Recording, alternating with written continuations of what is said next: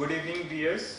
Welcome to the live webcast on the GST and interactive clarification. And for taking this webcast, we have the renowned experts and faculties who are also the member of the Indirect Taxes Committee. We have with us CA Ashok Batra, Senior Faculty on Indirect Taxes from Delhi, CA Jatin Kespar from Bangalore, and CA Mandar Talang from Mumbai. I welcome you all, sir, on behalf of the Indirect Tax Committee, and welcome viewers. Just brief you about the Indirect Tax initiative in the last month in regards to GST.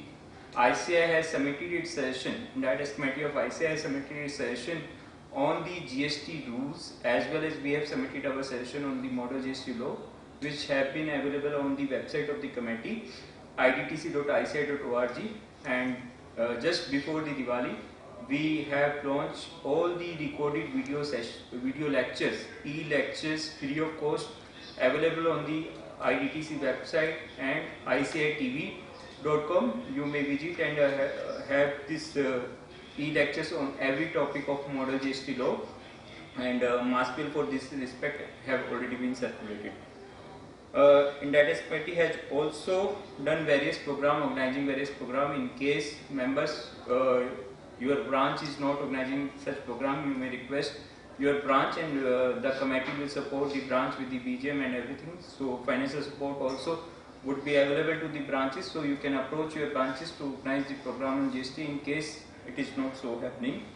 We are also organizing a program for the government officials, as well as we are contributing for the state government.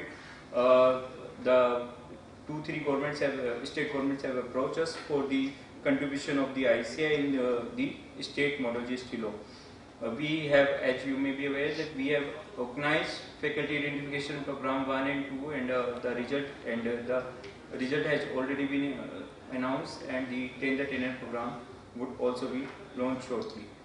So with this short brief note about the committee, I just request Ashok Batra sir to begin the webcast. Good evening, viewers. We are here now to discuss about the GST and to settle your queries with regard to GST. Friends, today we will focus on what are the professional opportunities which are coming in the way of the GST. Professional opportunities for the chartered accountant in GST. Friends, we all understand that mainly chartered accountants are engaged into traditional practice of income tax and audit. But now, GST is such a big reform, there will not be a single chartered accountant who does not have a client who will be covered in GST.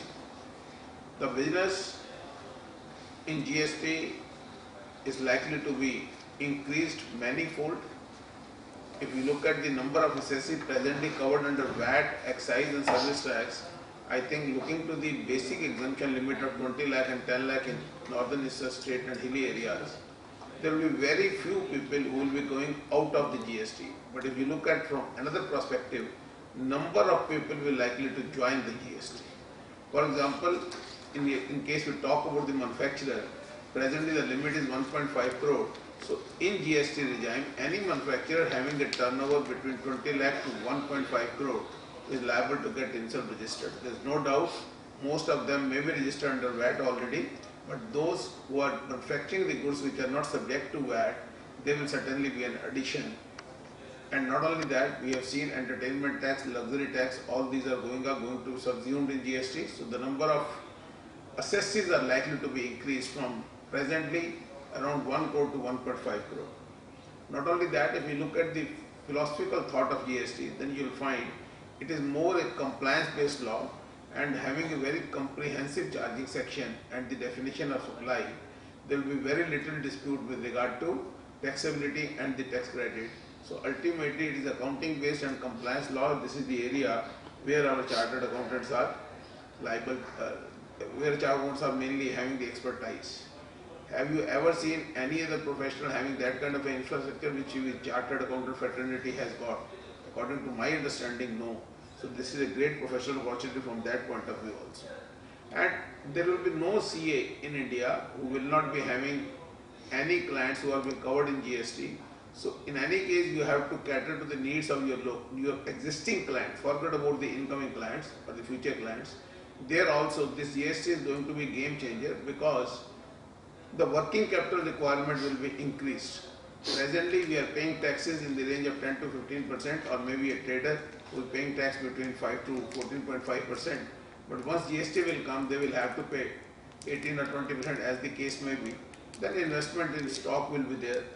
And not only that, if you look at the impact of GST, how it will be done, the main advantage of GST will be that traveling time will reduce. That traveling time means, sorry, I am using the wrong word, it is the transportation time from one place to another.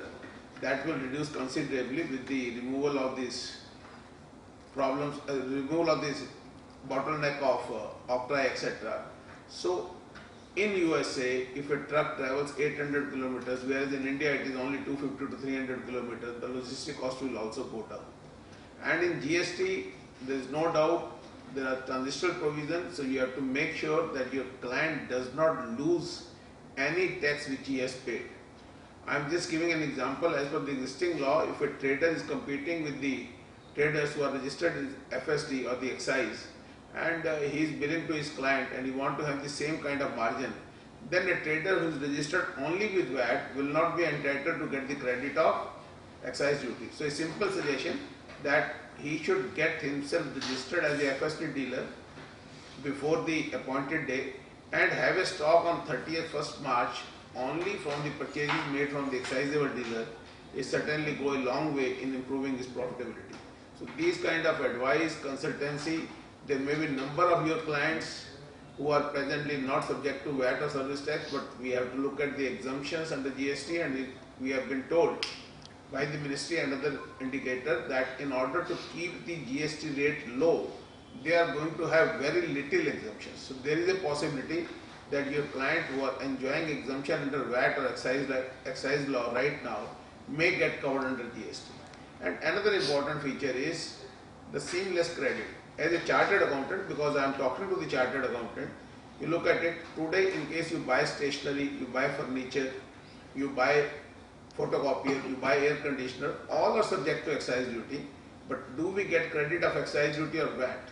Certainly not. There is no doubt about it. So once GST will come, we will get all the credit because the invoice, duty paying document will be the one issued by the supplier of goods, and supplier of goods includes manufacturer also, trader also, as a result of which I will be having lot more credits as compared to the existing position. So additional credit of VAT, number one. Number two, in the absence of invoice which I was not able to claim the credit, the credit will be there. So my humble suggestion to all of you, even if your turnover is less than 20 lakh, you may not be liable to get yourself registered. You must get yourself registered with GST. Reason being very obvious, in case you are having a turnover of assuming 20 lakh and your profitability is 3 to 4 lakh, then out of 15 to 16 lakh, there must be 8 to 10 lakhs in the expenditure which will be subject to GST. So you may get a credit of 1.6 lakh. Once we can do or professional work on an assignment of 5,000, 10,000 rupees, can't we file our return and claim the benefit of 1.6 lakh? So this is one small aspect of GST which I am telling you.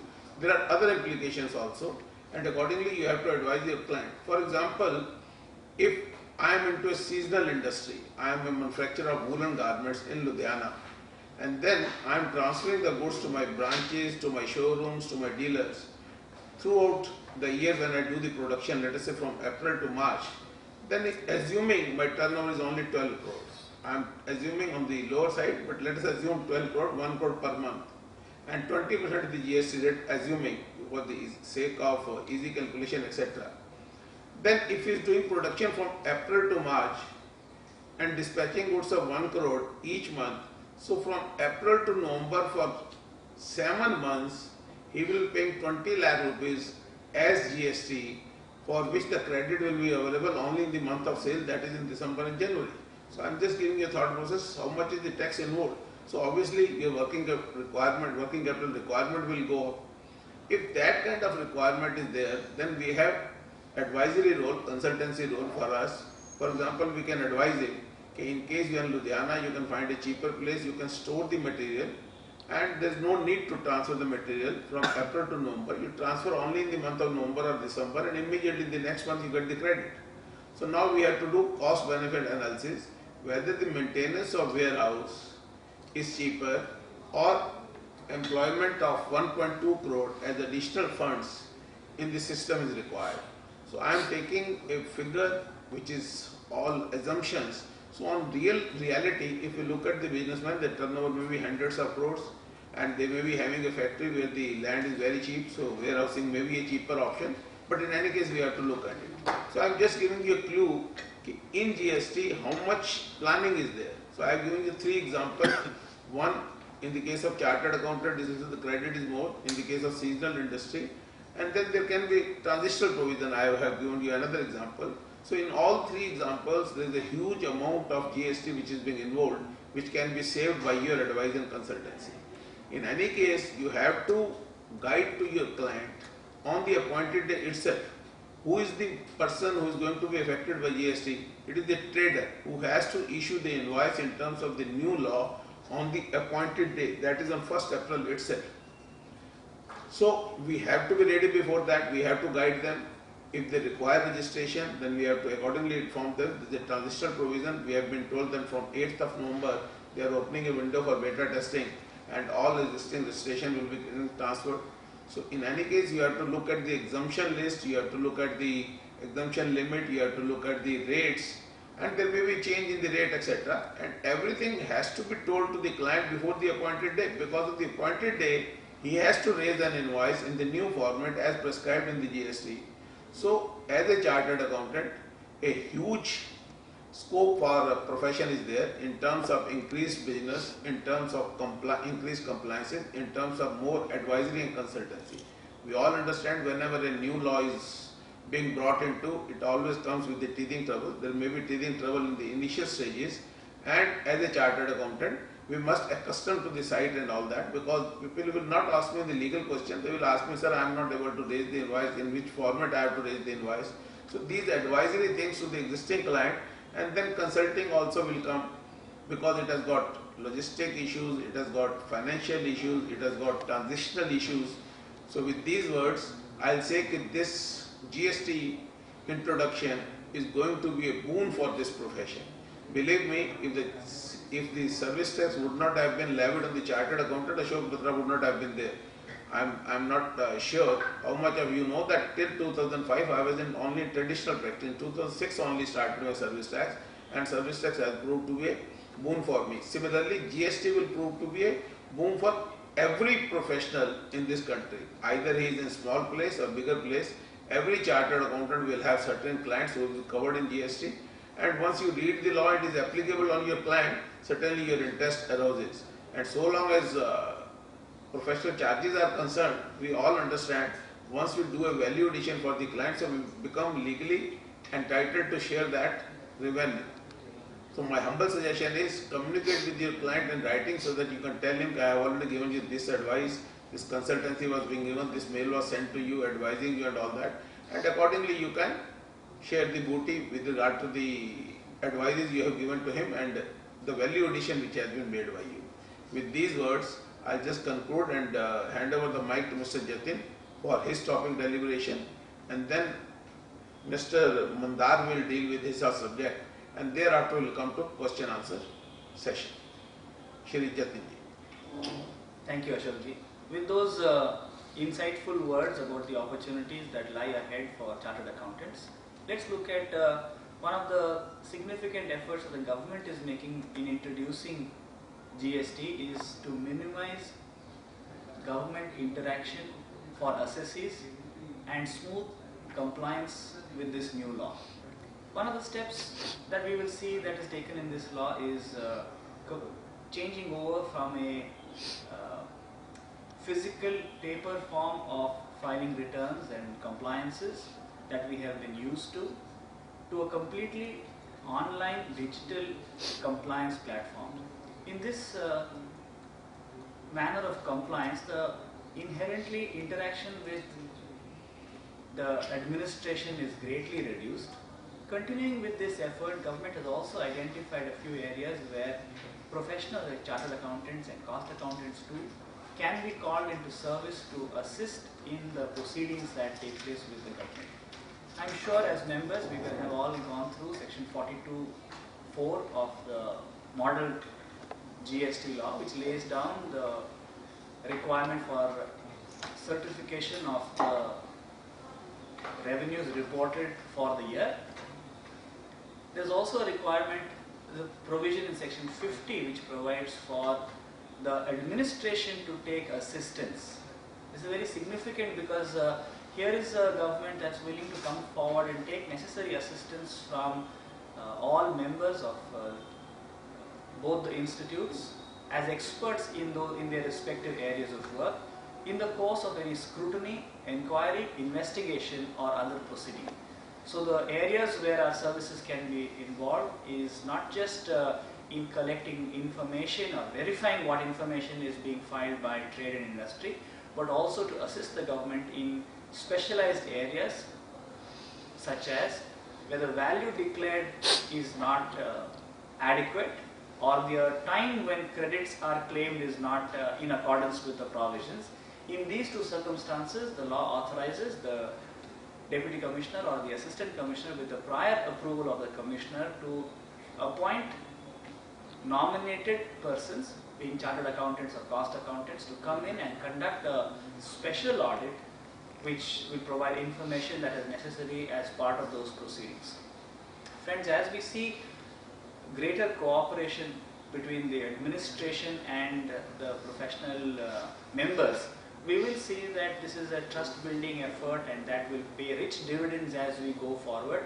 It will also provide insight to us as professionals to look at financial information of our clients from a completely new perspective, to understand what is expected of in the law, and as Ashok ji was mentioning, our ability to provide advice and guidance will be greatly heightened.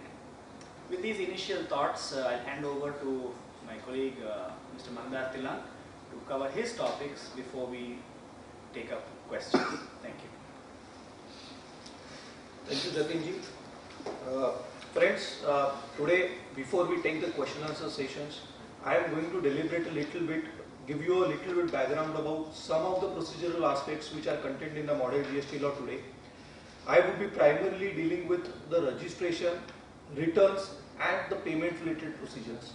I will not spend much time on it as I believe that the questions that are going to come are going to be a very important for this particular entire presentation for this particular program.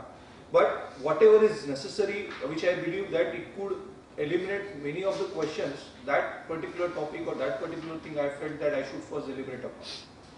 My first deliberation is about the registration, that is the process relating to the registration. We all know that registration constitutes the most important aspects in the entire procedural thing. This is the first and foremost aspect, because the first question that comes into my mind is that if I am an existing assessee, where I am supposed to get myself registered?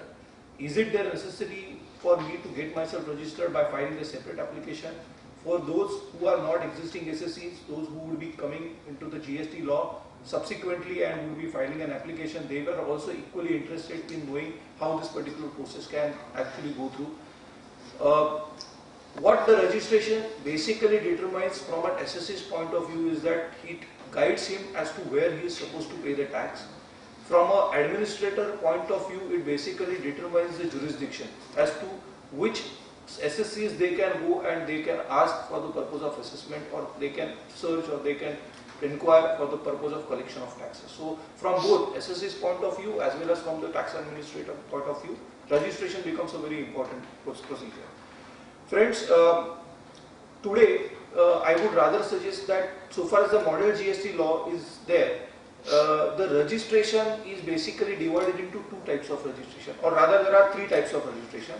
One, there are certain provisions which are broadly known as the transitional provisions, which are dealing with the what would happen to those people who are already registered under the earlier laws. Say for example, today there might be some people who might have taken the registration under the service tax law. There can be a single premise based registration, there can be a centralized registration. The registration qua the excise would also be there. So there might be different plants. We all know that in excise there is no centralized registration, so plant-wise registration requires to be taken. So those people who are manufacturers may have taken the plant-wise separate registrations. In the VAT also there may be state-wise registration. So a particular person taking a business in different states might have taken registration with different tax authorities. So like that, what would happen to all those registrations when we would be translating ourselves or transitioning ourselves from the earlier law era to a model GST law era? The second category of the person is those people who would be required to obtain the registration in respect of the transactions after the appointed date, which presumably would be 1st of April 2017. So what would happen to those people? Is there any threshold exemption? There are some questions as to whether the threshold exemptions which are there in the present law are going to be same in the model GST law or not. As of now, at least the model GST law prescribes that the threshold exemption limit is 10 lakh rupees or for the purpose of all over India and 4 lakh for northeastern state. It is possible that for some reason the particular threshold might be increased to 20 lakh, but these are all things which are in the process of development. For the purpose of registration though, there is a specific limit of 9 lakh rupees for all over India except northeastern state and 4 lakh rupees for the SSEs which are carrying out business from a northeastern state.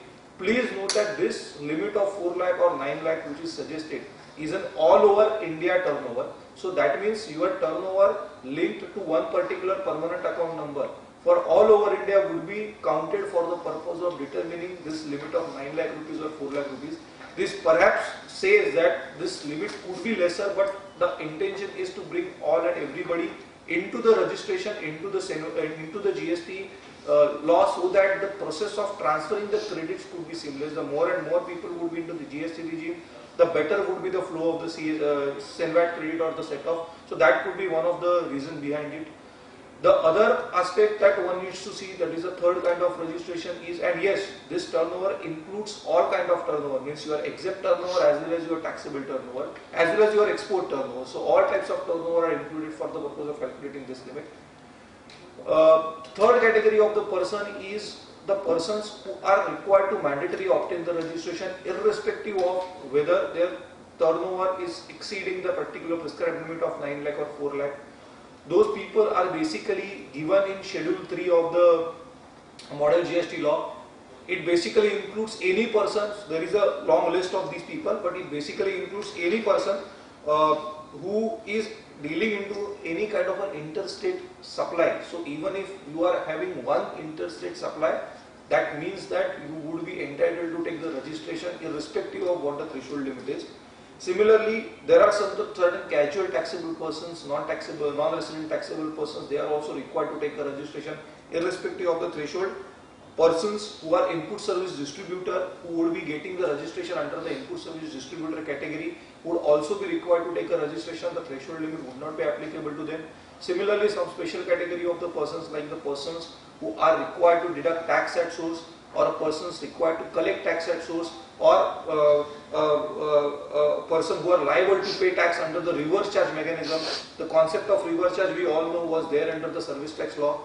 In the service tax there were two concepts, partial reverse charge and full reverse charge. Fortunately in the GST today we have only the one concept of full reverse charge. There is no partial concept of partial reverse charge. So with all these special category of the persons would also be required to take the registration irrespective of the threshold limit. So right since V1 they will be covered into the GST era. And yes, not to forget that there was no specific guideline as to what would happen to the transactions that are happening today on e-commerce platform or the aggregators platform. So these transactions which have happened of late, these have also been appropriately taken care of. All these people, aggregator, e-commerce operator, would also be required to obtain the registration irrespective of the threshold. So that fact is also significant when it comes to the model GST law. So this is so far as the basic feature of what the registration, who are the people who are supposed to take a registration. The million-dollar question is where I am supposed to take a registration.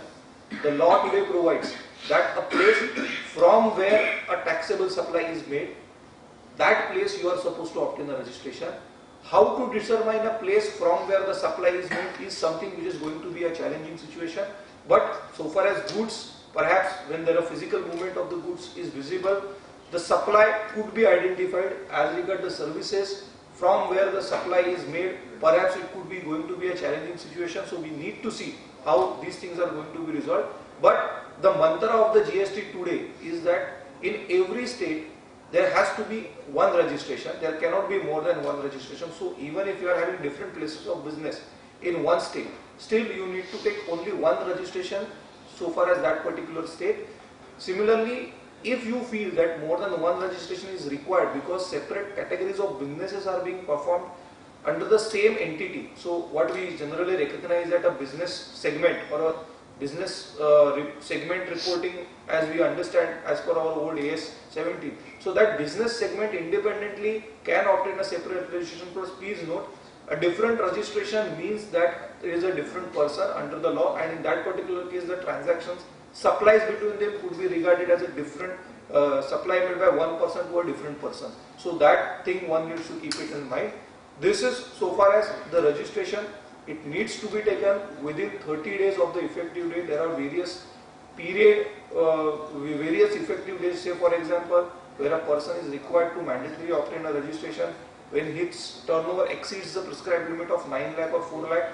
The effective date starts from the time when its prescribed the turnover exceeds the prescribed limit.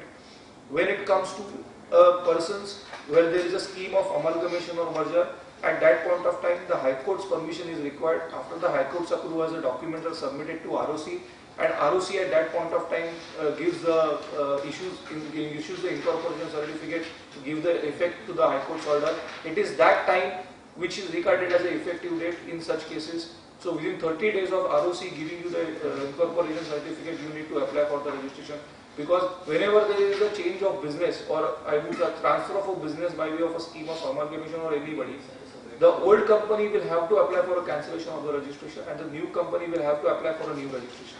So that is how this particular thing is going to take place.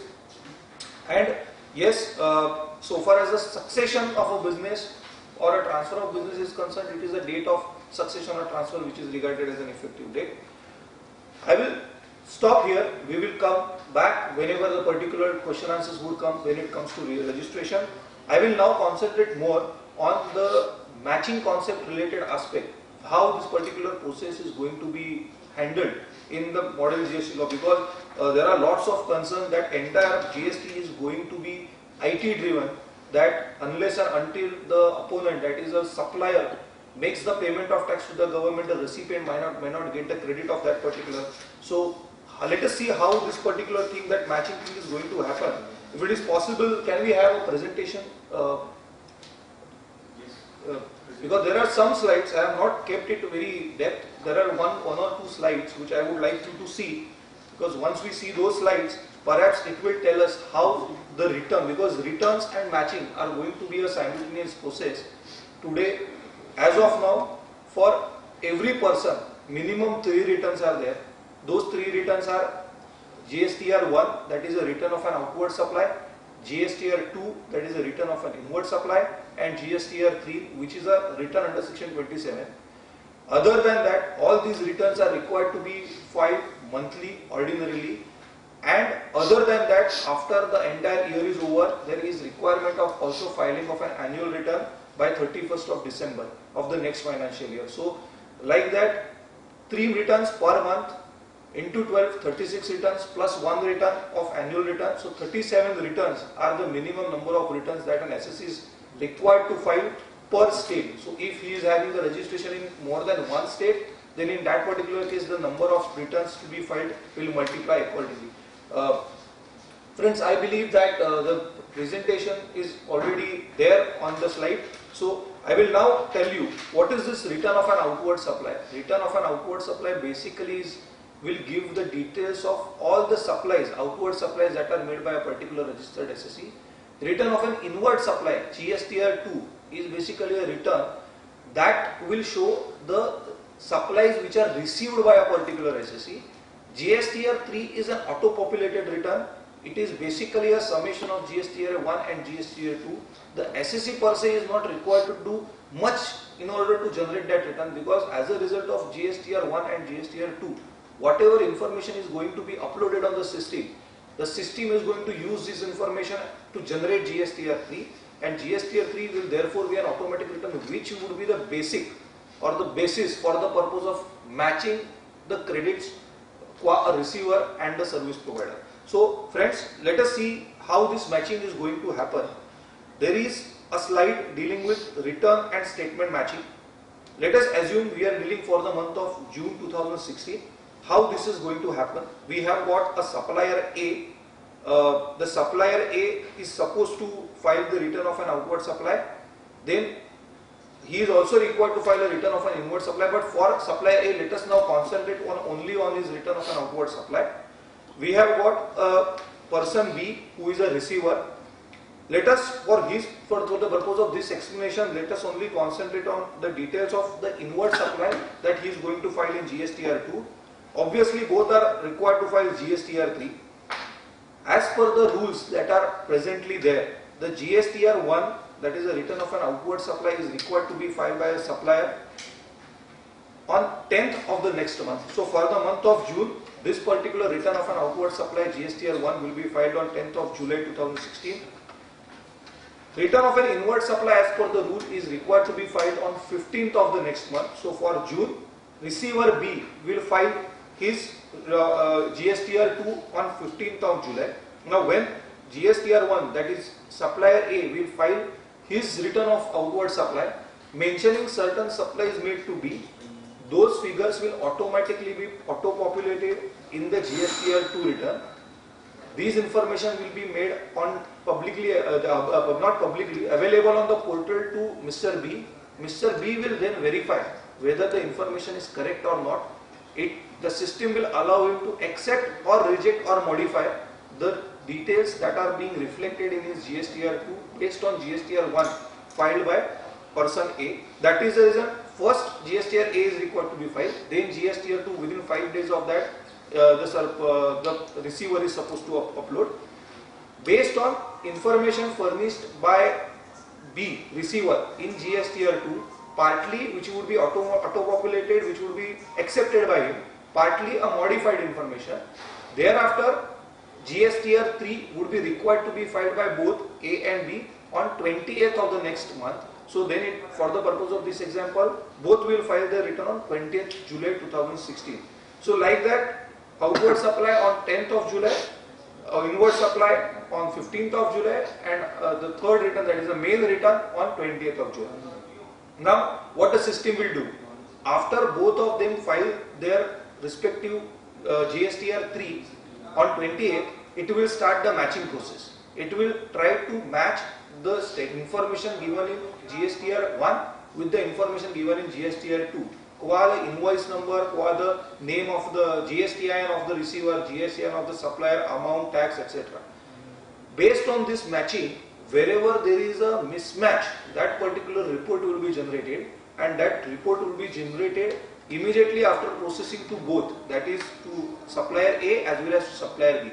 So let us assume that when on 20th of July that particular return was processed, in the same month of July, the communication relating to mismatch was made to both, that is to A also, to B also by the system. When this communication is made by the system to supplier, the supplier will have to rectify whatever are the defects. If he feels that whatever is a mismatch and mismatch is because of the errors made by that particular person, he will have to rectify those errors in the immediately next return that he is going to make. So because the communication is made in the month of July, he will have to make the amendments in the return pertaining to August. If in the return pertaining to July that he is going to file in the month of August, if in that month he does not make the rectifications, then whatever is the mismatch amount, to the extent the receiver has claimed a more credit, that particular amount will be added to the liability of the receiver in the month of August. So for mismatch of the June communicated in the month of July, the supplier is supposed to make the amendment in the month of July, and if he could not make the amendment in the month of July, then that particular liability will be crystallized in the hands of the receiver in the month of August. So like that, this entire mismatching is going to happen it will happen invoice wise. The question might occur that there may be a possibility that the person has shown, suppose the supplier has shown 12 rupees of credit, I have shown 14 rupees of credit. So whether I would be entitled to get the credit to the extent of 12 rupees, the answer would be no. When you are claiming a higher credit and the supplier is showing lesser credit, there is all possibility that entire 14 credit would be disallowed to you.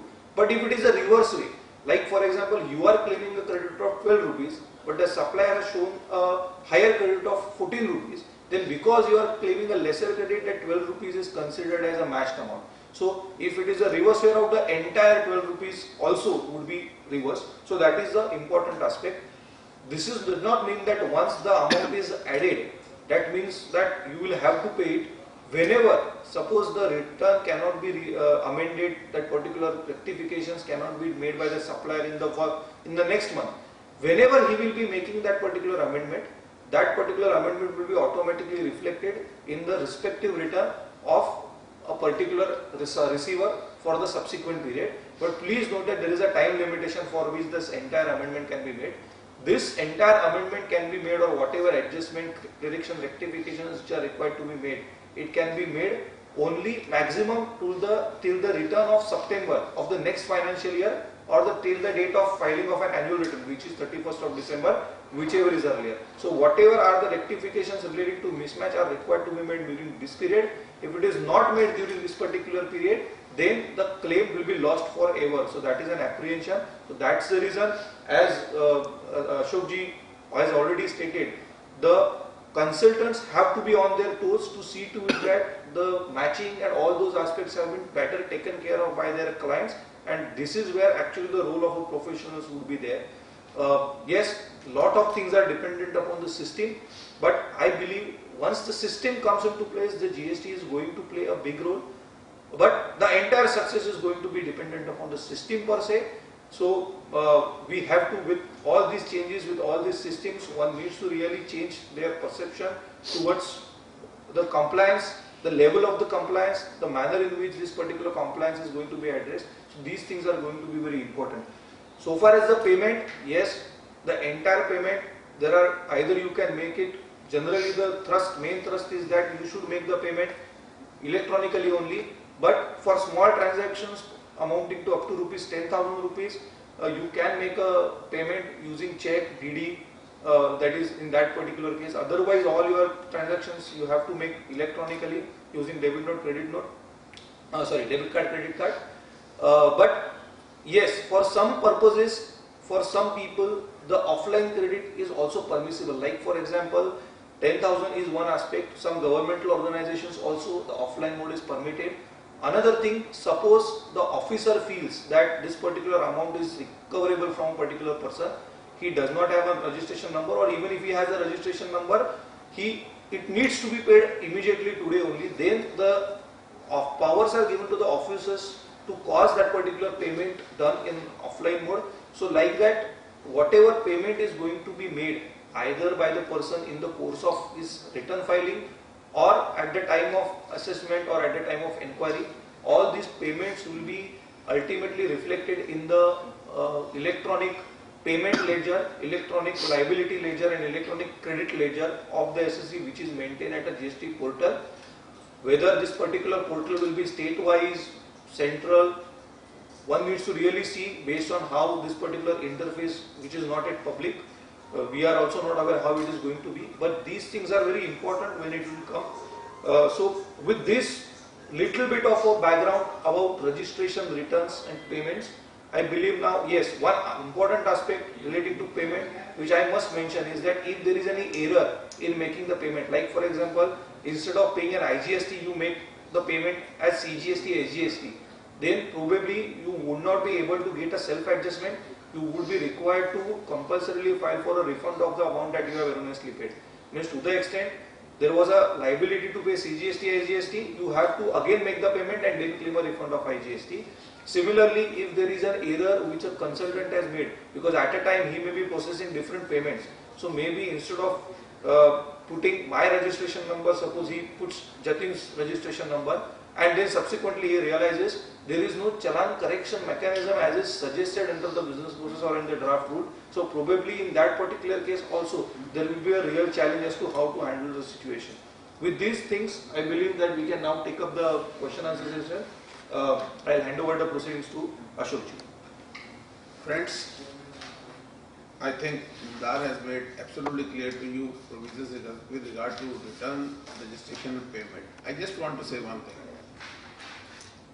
I do agree with Mr. Mandar that so far as the law is concerned, they have put up a limit of 10 lakh and 4 lakh respectively, 5 lakh, and then registration limit 9 lakh and 4 lakh respectively. But after the GST, they have released one frequently asked question, and in the GST minutes also, their spokesperson clearly said now the limit under GST will be 20 lakhs and 10 lakh respectively. 10 lakh for the northern, eastern region and hilly states, and 20 lakh for rest of the India, including Jammu and Kashmir. Why I am saying so? Because those who are dealing in the service tax, they have the impression that perhaps service tax is not applicable in Jammu and Kashmir. But that is not the scenario so far as GST is concerned. GST is applicable on the whole of India, including the state of Jammu and Kashmir. With this, now we will start with the questions. I am taking the question number 1, and of course my friends Mr. Jatin and Mandar, in case they differ with me or they have to add something, they can join me. And we will take one question, I will take, then Mr. Jatin will take, then Mr. Mandar will take, and accordingly we will move further. Now this question is of Jagdish Vyas. What is the impact of stock transfer under GST? If you are talking about stock transfer under GST, then it has to be comparison with the existing provision. So far as the existing provision is concerned, in case I am transferring the material which I have purchased in the course of interstate trade and commerce, then I have to transfer that material against F form. It does not have any financial implication. If I am transferring the material otherwise than by way of a sale which I have purchased locally, then depending upon the state law, mostly it is 2% of the credit which I have to reverse. And then I can transfer the material. In case the material has gone to the job worker and comes back, then in the month in which I receive the material back, I am again entitled for that 2% credit which I have reversed. But in GST, it is going to be a very costly exercise, because the moment I transfer the material, of course the transfer of material can be within the state or interstate. If it is an interstate, then I have to charge IGST, assuming 20%. If it is within the state, then I have to charge CGST and SGST. So it will have huge financial implication. And that is the reason when I am giving you an example of Ludhiana, where I said because of the timing difference, there will be a huge requirement of working capital to meet out this additional payment of GST. So obviously that kind of a question will be there. So I think so far as stock transfer is concerned, it is a supply considered to be a taxable supply under the GST, and we have to pay either CGST, SGST in the case of interstate transfer, and in the case of interstate supplies, it will be IGST.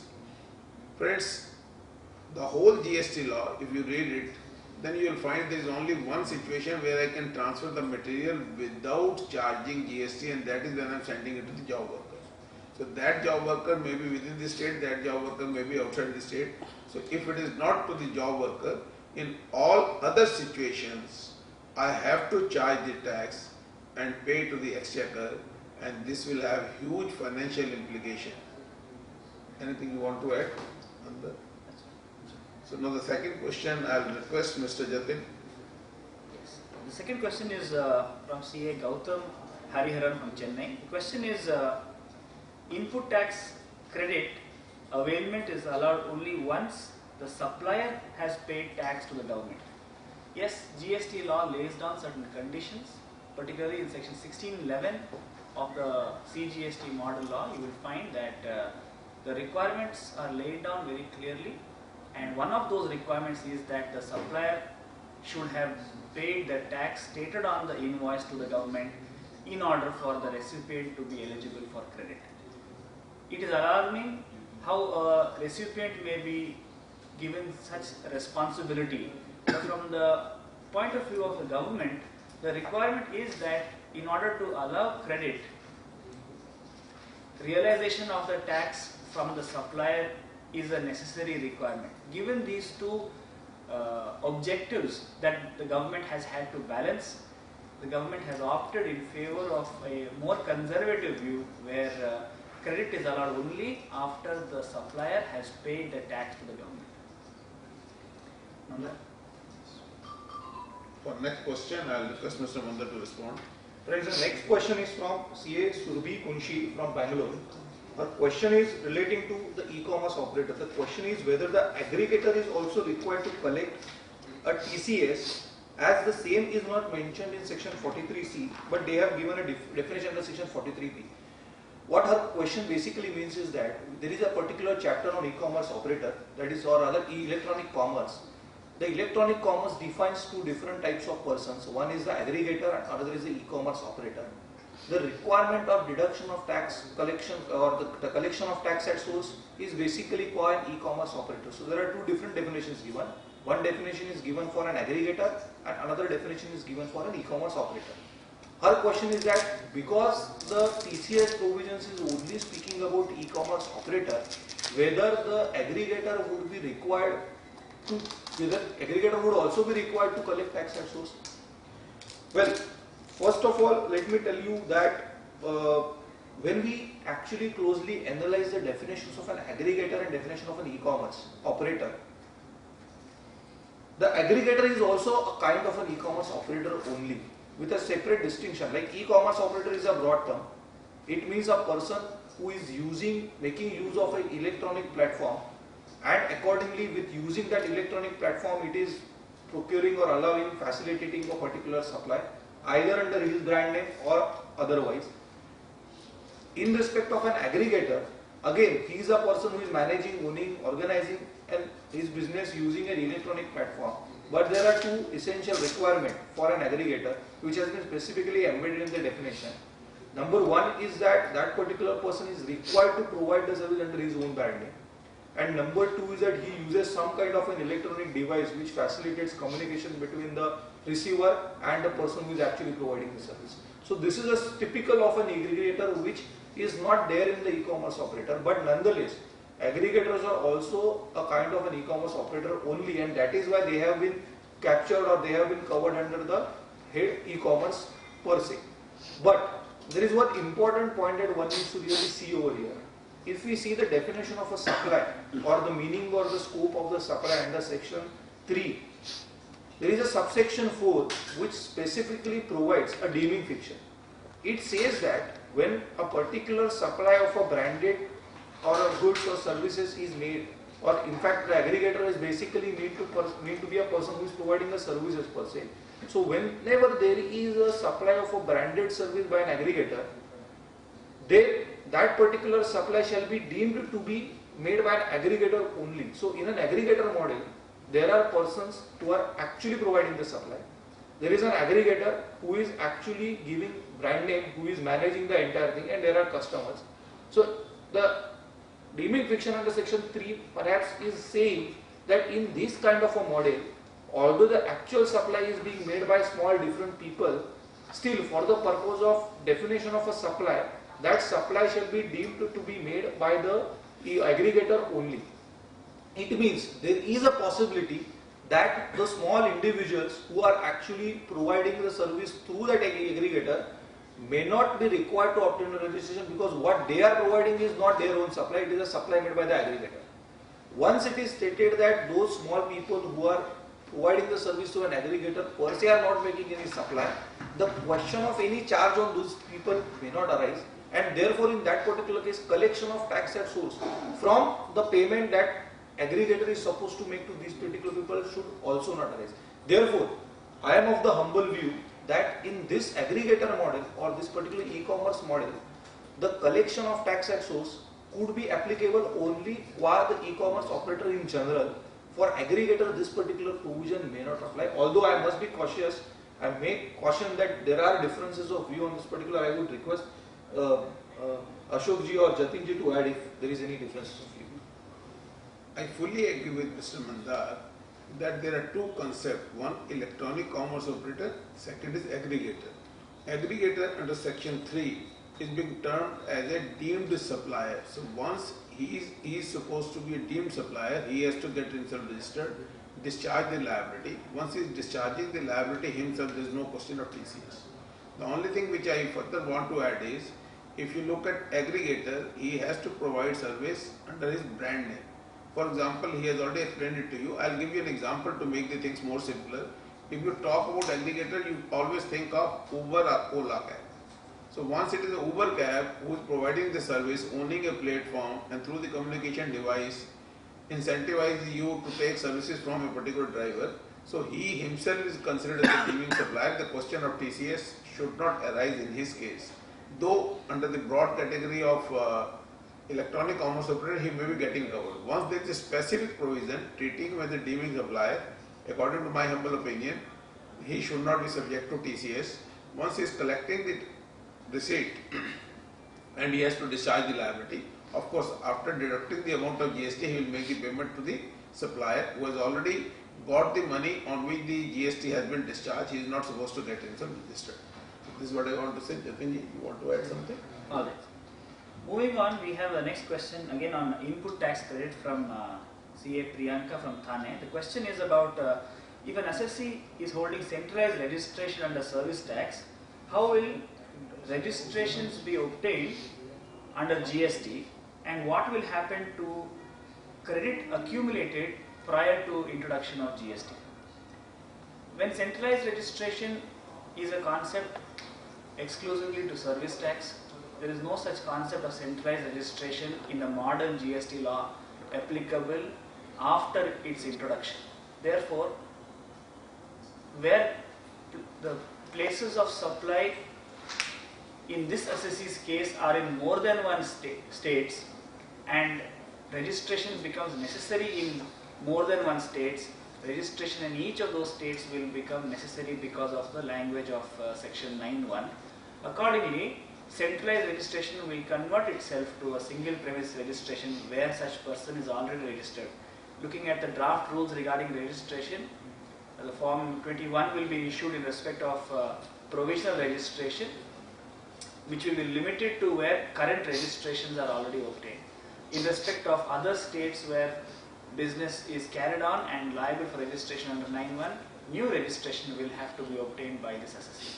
As a result of this, the implication is that under section 143, whatever is the closing balance of credit availed, in this case being in only one place, will remain credit of that location and be carried over under 143 in that location only and not be available as credit in any other location. So it may be prudent from a preparation towards GST to consider the possibility whether centralized registration will result in any disadvantage after introduction of GST, and in preparation of that whether decentralization of service tax registration prior to introduction of GST may be an area that is necessary to consider.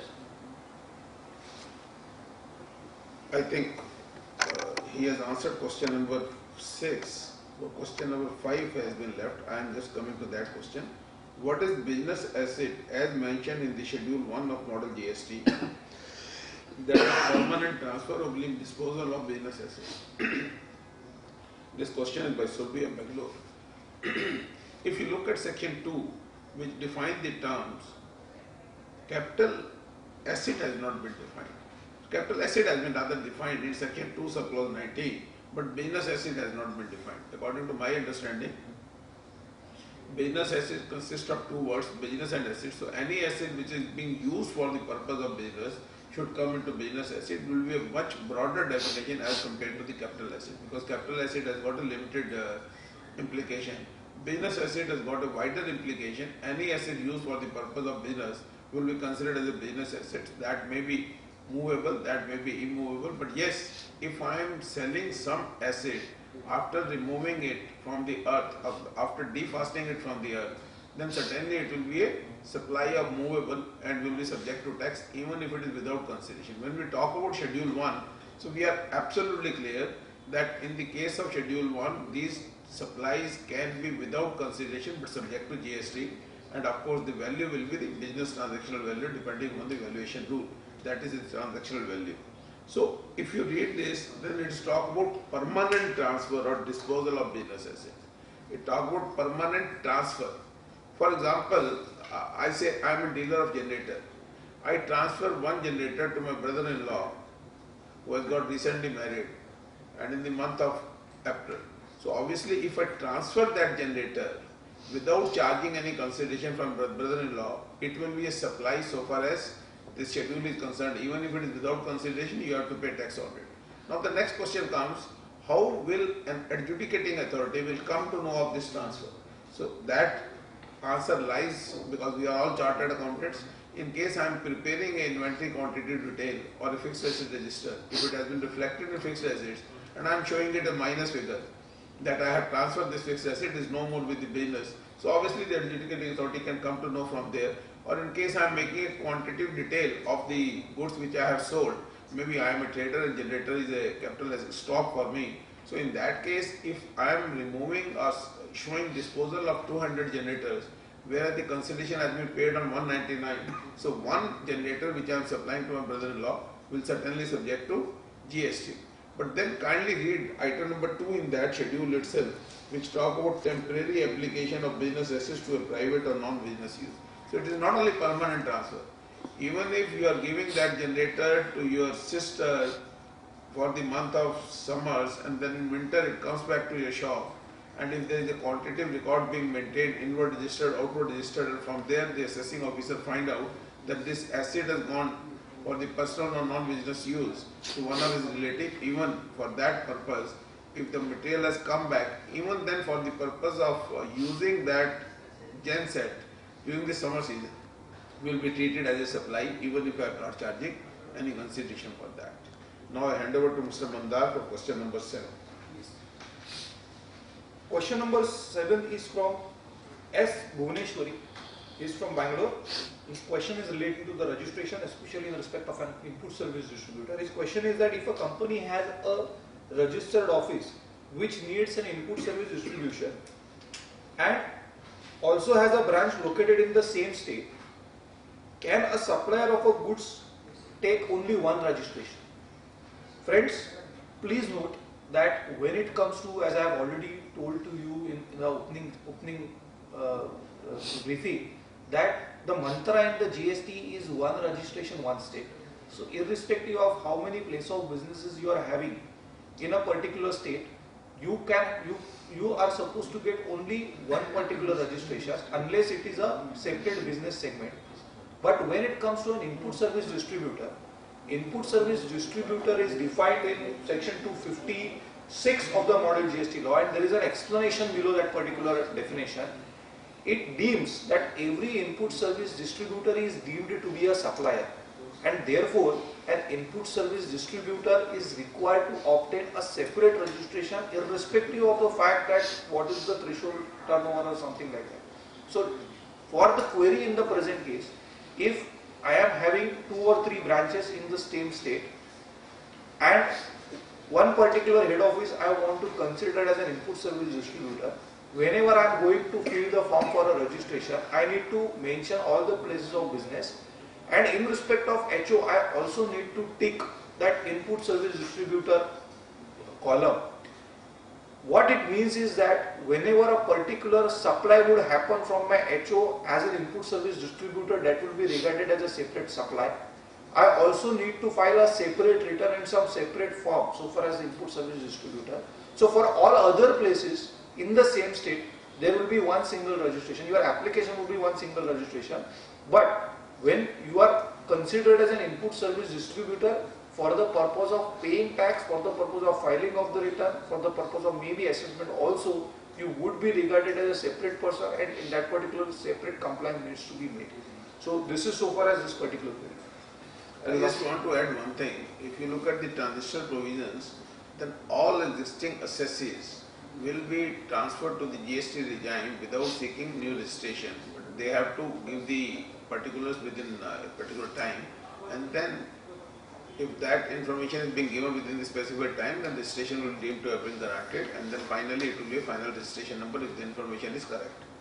But in the case of ISD, even if you are presently registered as ISD, you have to surrender that number, and in GST regime you have to seek fresh registration. That is the only thing which I want to add with regard to IST. Coming to the next query, that is serial number 8. Again, S. Bhuvneshwari from Bangalore. How is transactional value arrived at for stock transfer? The principle is the same. You can say if I am transferring the material from one office to another office, why should I charge any cost? But according to my understanding, if I am likely to get the credit, I think once I am buying the goods for 10, I am spending some money on administrative cost. Even if I add 10% or something, whatever we feel reasonable, looking to the nature of the product which I am transferring, a margin for it, it is not going to make any difference, because in any case you are going to get a credit for this. In order to avoid the dispute, the stock transfer should also be done at transactional value. But yes, this argument has also got a force. Once I am transferring it to my own branch or somebody else, why should I add margin to it? In case you want to do it at the cost price, I think there should not be any issue. But in order not to buy any dispute, let it be in the transaction value, because it does not have any financial implication. The credit is available to the branch for the tax which has been paid by the transferring unit. The next question is from Pratik Gupta from Solan. The question is whether market fees levied in agricultural mandis be subsumed in GST. Friends, there are a lot of taxes that we are aware will be subsumed within GST, but that doesn't mean that GST will replace every tax in the country. Reference is required to section 140, which lists out which are the specific taxes that will be subsumed in GST. If the tax in question is not contained in section 140, then that will continue to exist even after the appointed date. I'll request Mr. Jatin to answer the question number 10 also, because it is his domain. I don't deal in that subject. Question is from V. Pasupati of Chennai regarding EOU. We are a EOU company and currently don't pay any import duty. In GST, will EOU units pay duty on imports and have to claim refund? Although there is a definition of export and deemed export in the model GST law, the rules regarding grant of refund require EOUs as well as SCZ units, including developers of SCZ units, to be claimants of refund under the draft rules. So from here we can identify that EOUs will not enjoy ab initio exemption in respect of procurement of goods, and similarly SCZs and developers of SCZs also. From these provisions we gather that any exemption allowed, since it will disrupt the GST chain, it is necessary that all those units that are currently enjoying ab initio exemption, whether in respect of goods or services or both, need to pay GST and then claim refund in accordance with section 38. Now, the next question is from Bangalore. This is how to calculate GST for MRP sale of pharmacy and medical items. So MRP valuation concept, which is popular central excise, I think from the valuation rule which has been brought into the public domain, there is no such concept which has been dealt. It only talks about transactional value, and if the transactional value is in doubt, then they talk about three method, computation method and all that, which has to be followed. So we have to wait for it in case the MRP valuation mechanism is being introduced with some abatement on the MRP. But as of now, there is no such information which is being shared under the GST. So it will be the transactional value irrespective of the MRP. You have to pay the tax on the transactional value.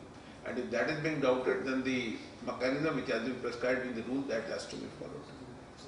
Mr. Manda. The next question is whether there would be any exemptions for a healthcare or an insurance service.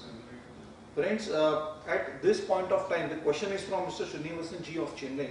At this point of time, it would be too early to comment upon anything relating to exemptions because the list per se is not there in the public domain. But I personally believe that some of the services are going to be there where the tax rate is going to be nil. There are going to be different rates and there are going to be different schedules to the model GST law. So perhaps one may think that healthcare services could form one of the items which could be going under the zero or nil rate schedule. As regards insurance services, it is very difficult to say anything today, because even today, when it comes to service tax, the insurance services are liable to service tax, although at a specific rate, or there is a specific special mode of payment so far as insurance services are there. But I am seriously not in a position to comment right now whether there would be any special kind of a treatment which would be given to the insurance services today.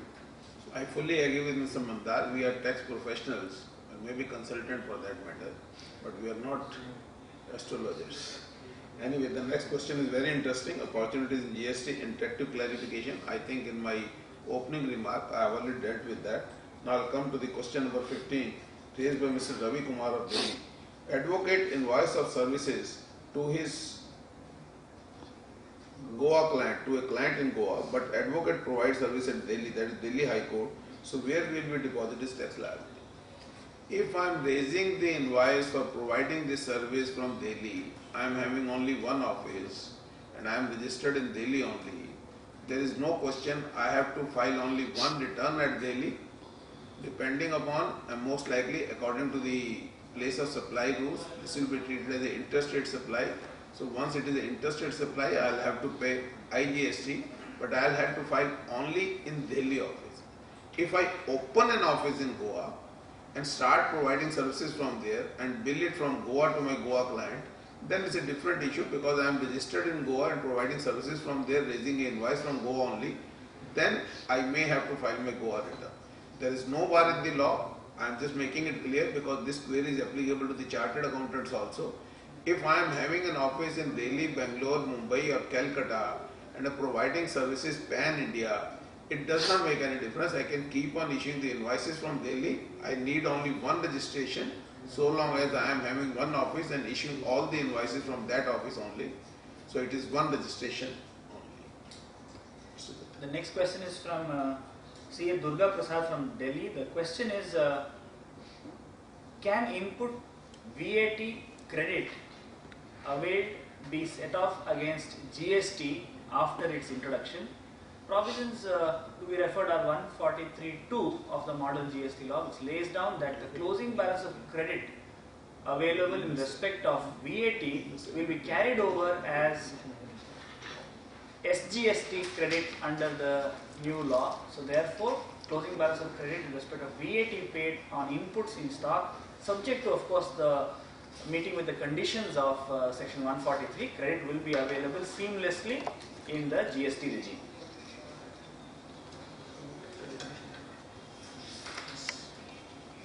The next question also I will take, it's from CA Ekta Sultania from Patna. It's regarding registration. What is the meaning of multiple business verticals?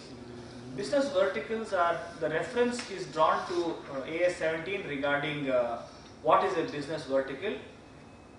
There are two aspects I'd like to mention here. One is that there is no necessary requirement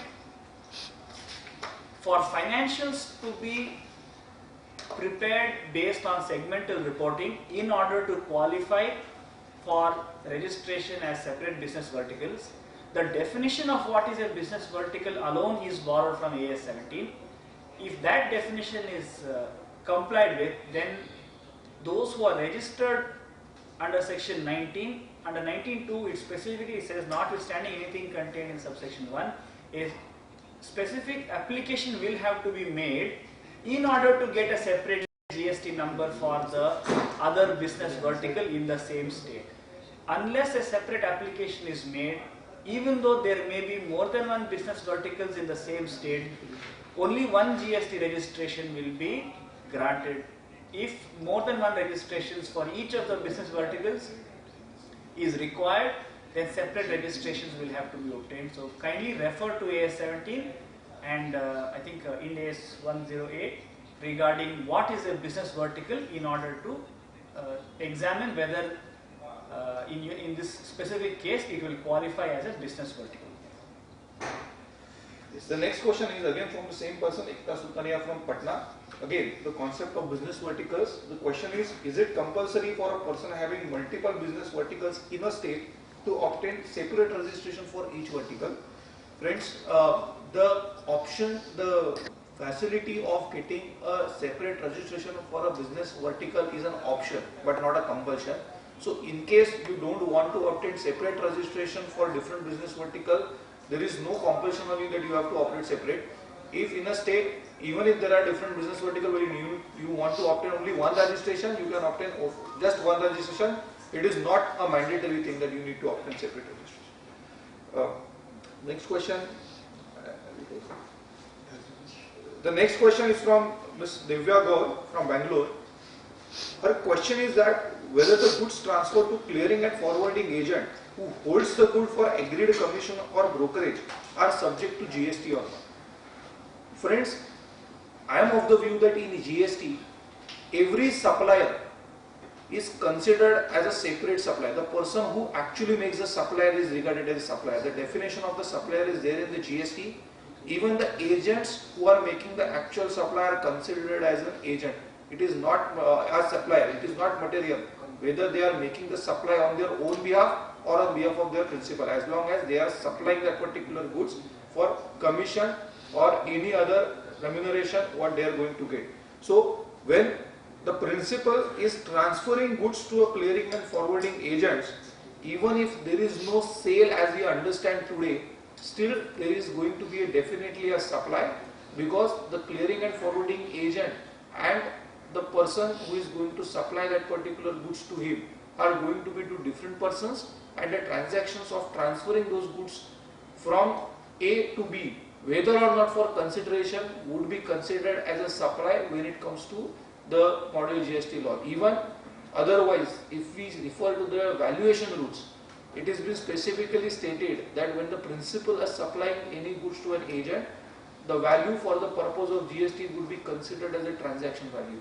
So therefore, with all indications which are prevalent in the GST law, it appears that this is the clearing, forwarding and agent who, even if not holding that particular goods as a purchaser or a principal, still he would be considered as a recipient of the goods, and the principal who is sending the goods would be considered as a supplier of the goods.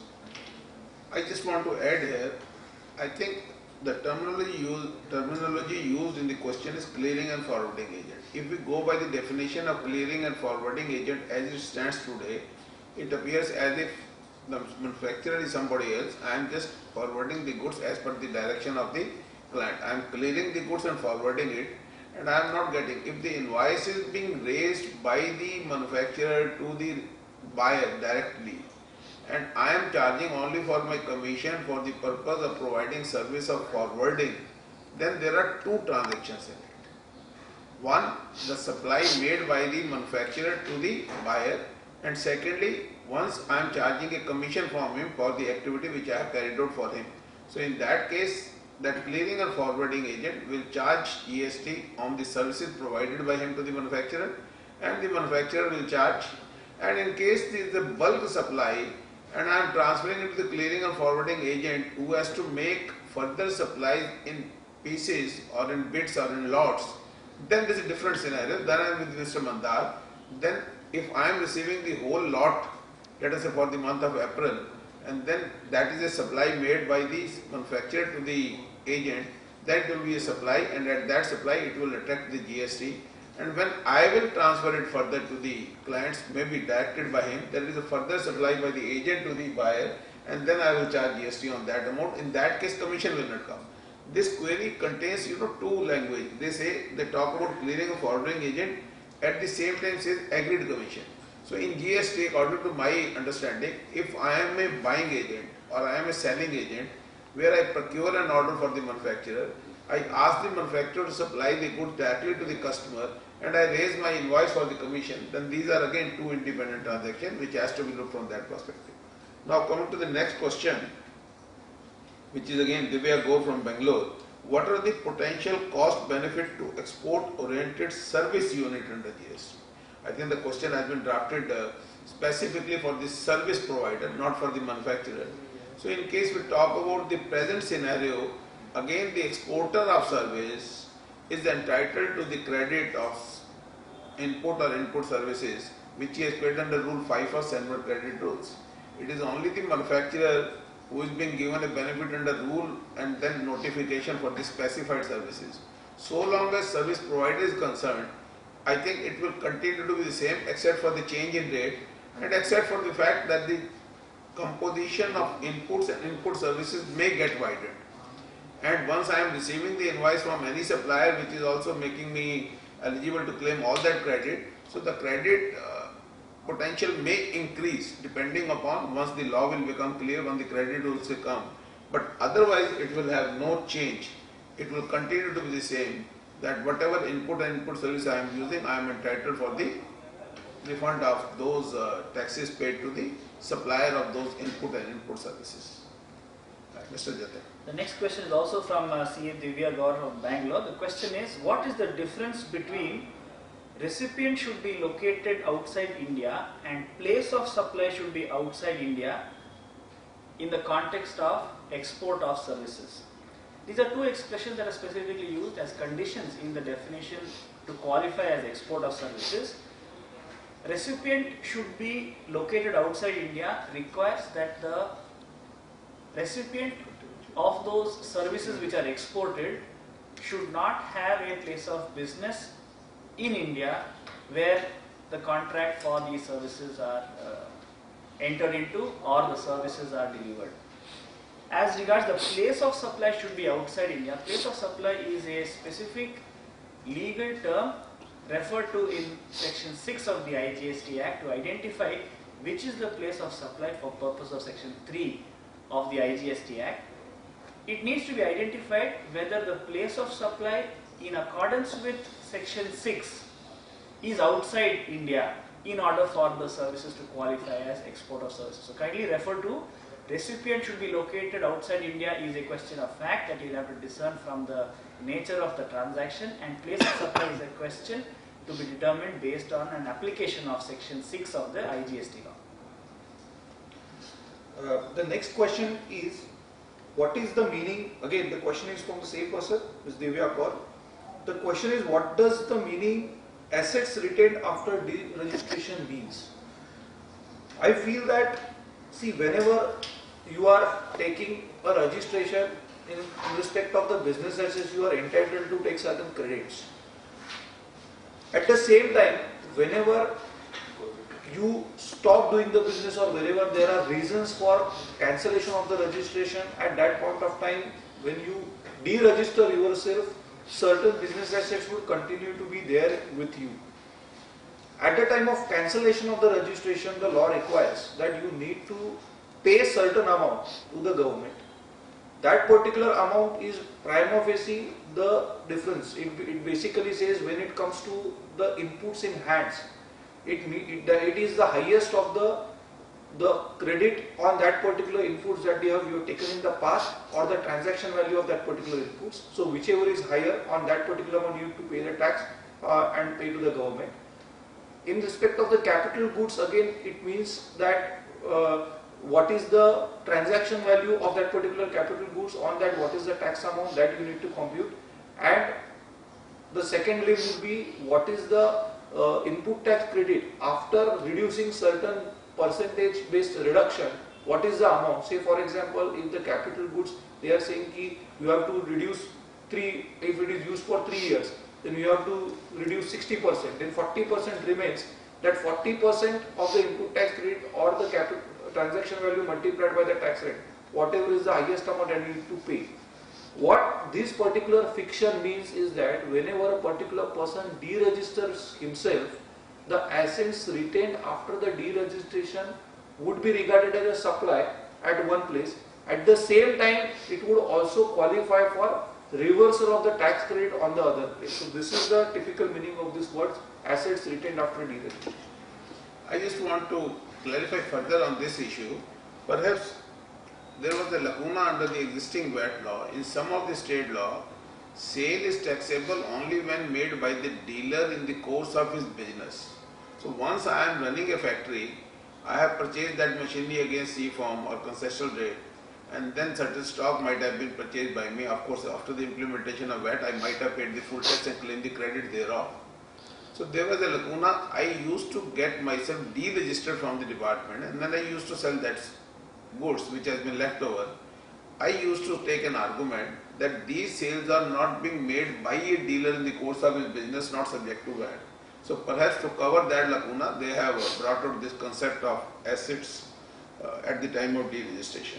Now coming to the next question, which is from Arifa of Mumbai. In case of pure service provider, how ITC will be distributed if the company has centralized service tax number? First of all, there is no possibility of having a centralized service tax registration under GST regime. I think the point has been well explained by my dear friend Mr. Mandar very clearly, and of course by Mr. Jatin also, that under GST regime, if I am providing services from more than one place and issuing invoices, then all those places are liable to get themselves registered with the GST. It is being based on the principle that it's a destination based consumption tax. So in case I am raising invoices, so the concept of from different states, then I have to seek that number of registration from where I am providing the services. The concept of centralized registration is gone. The concept of ISD is, suppose I am advertising all my product and services and I am having 6 offices. I receive the invoice in my head office or in one office. So for the purpose of distributing that credit, which is a common credit, not attributable to one particular unit, that registration of ISD is required. But in case of centralized registration, that concept is gone. Now, I request Mr. Jatin to address the next question, or in case you want to add anything with this, he is most welcome. The same member has another question. Under the current law, if goods are received in installments, ITC will be availed only at the time of last installment. What happens if the last installment is received after GST? Please bear in mind, when we are making this transition from the current tax regime into GST, all the transition provisions provided help us make this changeover. The law continues to remain, other than on account of transition, that where installment based supplies are involved, credit will be allowed only after the last of the installments are received. In respect of such a scenario where goods are supplied in installments, we will have to make sure that to the extent credits are already availed under 143 are only allowed as credit under GST. Where credit has not been availed in respect of partially received material, there is a potential risk that we may lose this credit, but we'll also have to consider how will we manage these kinds of transactions if we let go of these transactions to continue without any preparation to make this transition to GST. We will potentially face adverse financial consequence in such cases. In order to better prepare ourselves, we may make reference to provisions dealing with transitions, particularly 159, 160 and 161, where even if the supply takes place after, if taxes have been paid under the current law, that will not be again exposed to GST under the new law. We will have to take into consideration such provisions in order to avoid any adverse consequence in such situations. The next question is by Mr. Sumit Arora of Challenger. It is related to the GST returns. He has stated that a revision should be allowed, as in the current mechanism it allows to rectify the mistakes it occurs. I completely agree with Mr. Arora. Basically, so far as the GST law, the manner in which the GST credit mechanism or matching mechanism has been developed, I would rather suggest that the entire process where you are rectifying the errors based on the information which are communicated or the mismatching which is communicated to you by the department, what you are in effect doing is rectifying or revising your return only. Please understand, GSTR 1, GSTR 2 are although called as a GSTR, that means return 1, return 2, still they are basically the statements, or I would say the statements of outward supply or statements of inward supply, and the combination of two would be a GSTR return, that is GSTR 3 under section 27. Now, whenever there is a mismatch, that mismatch is communicated to you in a specific form by the department to you, and whenever you feel that that mismatch is correct, that means either the supplier or the receiver is supposed to make any changes in that, he would be required to make the changes on a real-time basis, and those changes, after he makes the changes, would be appropriately captured in the final claim statement that is being provided or that is being sent by the department to or the government to both supplier as well as receiver. The only thing that needs to be known is that irrespective of how many number of times the corrections are being made, because your GSTR 327 is an ongoing process, it's a continuous thing. So it is not necessary for that particular transaction falling in a particular period, you need to revise the return of that particular period. For a transaction falling in a particular period, that particular revision or correction can also happen in the subsequent period. So that is what the flow in which the GST ITC mechanism or matching concept works. The only limiting factor is the time. That means all these adjustments of concurrent or real-time corrections can be done only till a specific time limit, that is the return pertaining to the month of September of the next financial year, or the annual return, which is generally the last date is 31st of December, whichever is earlier. So only within that particular time, whatever corrections are being made would be captured, and according to the effect of that would be given to both the parties. Any corrections which is made subsequent thereto would not be captured in the return, and to that extent both the parties will have to suffer the loss. So this is what it means. Till this time we have been trying to answer the questions in a very detailed manner, but looking to the number of queries we have received, now we will restrict ourselves into very small answers which is required. Now the next question is, location based registration is necessary like service tax in VAT and CST also? Please clarify. I think the question is, you want to ask whether location-based registration is required as is being presently done in VAT and CST, and that same principle will apply to service tax also. Yes, the answer is yes. On the same principle, from where you are issuing the invoices and providing the services, that place has also to be registered in the state from where these things are being done. For next question, Mr. Jatit. The same member, Brij Bhushan from Mumbai, has asked the next question: whether single return is prescribed in GST for SGST and CGST for all locations. If we, with the benefit of having seen the draft return rules, we will see that the returns, like CM Mandathalan has explained, there is a single return prescribed, GSTR 3, which contains 3 columns in respect of CGST, SGST and IGST payable in respect of all the supplies for each registration. So for every registration, a single GSTR 3 is required to be filed, whether it is in respect of CGST, SGST or IGST. The next question is from Mr. Pulkit Bhatia of Faridabad. He wants to know about the opportunities for new startup, especially IT sector. His question is that apart from GST, will there be a new market opportunity for IT startups in terms of development as a consultant? What are the specific areas where the IT startup should concentrate? First of all, let me tell you, IT is going to be the backbone or the success or the main factor where the GST will decide whether the GST is going to be successful or not. So IT is something which is an extremely crucial aspect. So other than GSPs also, all those people who are into the development of various kinds of a software or the systems have got a very wide market when the GST provisions are going to come. The softwares, the existing software or accounting softwares are already there, so they will also be requiring some kind of a modifications to be done. So for that particular purpose also, some support services will be required by that bigger companies also.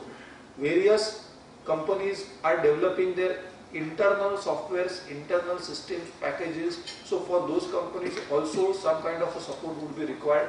If I may answer the question, what are the areas in which this particular IT setup would be required? Obviously, we have been answering the queries related to the mismatching and various things. Ultimately, GSTR 1, 2, 3, this is all the mapping. When a particular company is having the setup all across India, every state would be regarded as a separate SSC. So practically, your system should be sufficient or equipped enough to bifurcate the entire financial data into 32 or 29 different segments. different states so as to enable those people to file the respective returns in an appropriate manner.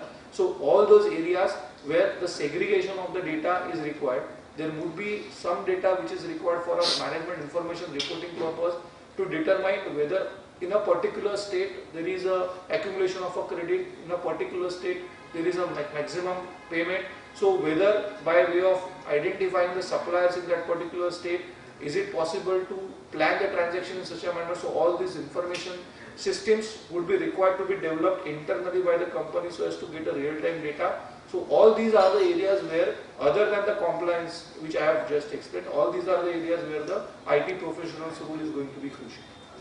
Next question is from Mr. Shamnath of Bangalore. After GST, will the LTU continue? If yes, how? According to my information, I have read somewhere, I think most likely the frequently asked question issued by the department, they are dispensing with the concept of LTU because the LTU criteria which was being established in service tax has not given the desired result. If my two other colleagues agree with me, they can concur it, otherwise they want to add, they can add to it. For next question, I refer it to Mr. Jatin. The next question is from CA Anil Chatwal from New Delhi with regard to returns. In case of interstate supply, how many returns and in which state will we have to file? My colleague CA Mandar Jalan has explained in detail that although it is tax in respect of the destination state that we will need to pay in respect of an interstate supply, the tax that is really payable is IGST in the state where the supplier is registered. So therefore the return will continue to be one return, but the type of tax that we will pay in respect of intrastate supply will be CGST and SGST, and in the case of interstate supply will be IGST. The next question is from Mr. Subrata Roy of Calcutta. His question is relating to the valuation of free supply under the EPC contract. He wants to know whether the concept of free supply or the valuation of free supply will be there under the GST law. Friends, under the GST law, the concept is that the person is required to make the payment of tax based on the transaction value. What is transaction value has been detailed manner, it has been decided in a, it has been provided in the law in a very detailed manner. Any supply of goods which is required, which is made by the receiver himself to the supplier for the purpose of execution of a particular contract is also required, the value of that is also required to be added in the transaction value. That is what the provision has been specifically provided for. Therefore, coming to the GST, although in the past in service tax law the concept of free supply was considered as not tantamounting to be included in the valuation provision, in the transaction value as is contained in the model GST law, the value of the free supply would be included in the overall transaction value, especially in respect of the EPC project. That is what it seems. Batraji, any? I agree with you. Now the next question is Mandi Shulk get subsumed in GST? I think Jatin has already answered this query. That so far as GST is concerned, number of central taxes and number of taxes levied by the state government are only subsumed. And that too, not all one. For example, stamp duty being levied by the state government will continue to be there. So far as taxes levied by the mandi, municipalities or local authorities are concerned, they are not likely to be subsumed, they will continue to be there. Next question is from CA Arifa from Bombay. Question is, what will be the tax implication if goods are supplied before appointed date, but the invoice and payment is received after GST, introduction of GST? Provisions for all the various types of situations that can arise in such cases are contained in 159, 160 and 161. In this specific case, if the tax has been paid under the current law and even if part of the consideration is received subsequently, then GST need not be paid when the supply takes place later. So we'll have to cover all the three situations in 159 to 161 to address such situation. I think I just want to add, Mr. Jatin, he says the goods are supplied but the invoice and payment has been received after GST. So that means the tax has not been paid in the earlier regime. If the tax has not been paid in the earlier regime, then obviously you have taken the credit of the goods, then this will be subject to GST. The next question is from Arifa Gumani of Bombay relating to applicability of GST or IGST. Her question is that what tax needs to be charged for services provided in Mumbai for the client whose head office is also in Mumbai but the service location is in Bangalore.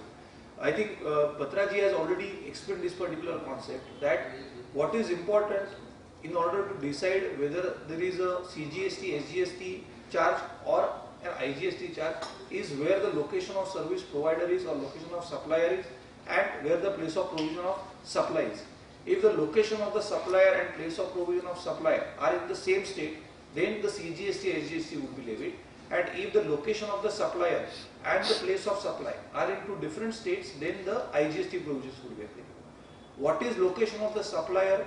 That is also defined under the law, and what is a place of supply, that is also defined under the model GST law. So depending upon if a particular person has got a office in Mumbai but also has another office, that is what it says, that for a client whose head office is in Mumbai but the service location is in Bangalore.